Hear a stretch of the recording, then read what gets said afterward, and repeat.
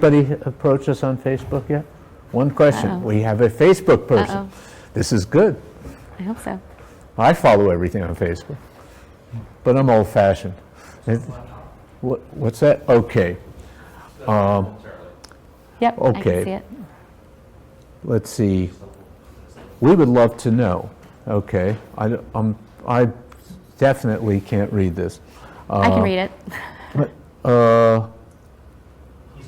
Where's the question? Do you want me to read it? I'll read Yeah, it. read It it. says, so I can see it on my screen here too. So it says, Oh, there it is. yep, you got it?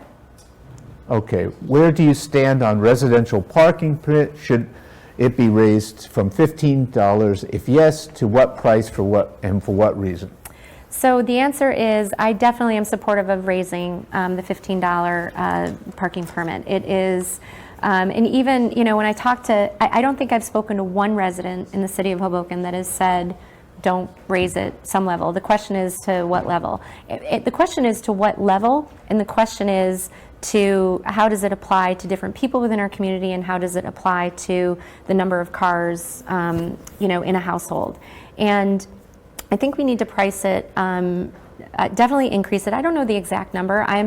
You know, we've talked about as low as 50, some people have said 350. I think that's probably too high, but somewhere in the middle. I would say for a second car, it should be significantly higher. We should be doing what we can to incentivize people not to have a second car, or to encourage people, if they're going to have a second car, to just park it in a garage. If they can afford a second car, put it in a garage. Someone recently came up, it was on Twitter, maybe it was one of our Bike Hoboken people, mentioned the idea of pricing it based on the size of the car, which I thought was very interesting. So if you have a smaller car, your parking permit could be lower. If you have a giant, you know, whatever one of the giant huge SUVs are, maybe You mean a Humvee? a Humvee. Yeah, Actually, right. Humvees I don't even think are the longest, okay. but maybe some of the big, really long cars that effectively are taking up more spaces that you Okay. charge more. So I'm definitely ready to, you know, sit at the table and make that change, and I think we should be making that change sooner than later. Now, Hoboken is one of the few places that has done a survey of available parking. And what do you know what that figure is by any chance, of how many parking goodness. spots are actually available in the?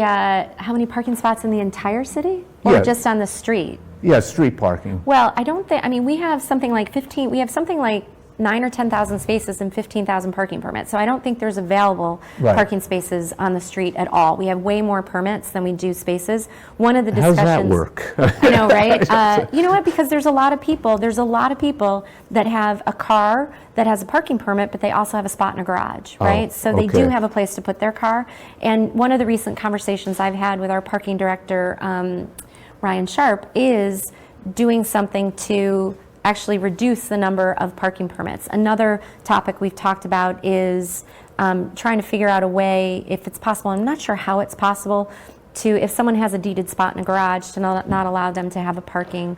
Yeah, Jersey City does that. Yeah, In Ward E, they have required, if you have available parking in your building, you're required to take it, and you're not allowed to get a permit. That's interesting. I still think we need to understand that better, and the nuances of how they do that. I'm definitely open to whatever we can do to make that balance. And you know, I know when people are watching, there's going to be some people saying, well, wait a minute, I'm on a fixed income, I can't afford a higher parking permit. I think that, you know, we have to give considerations to people that may be lower income, that we don't want to make it more costly for them to be in Hoboken already. And I think, but I think all of us are going to have to make some personal sacrifice around that in order to have a better outcome for everyone in our community. Now, one of the questions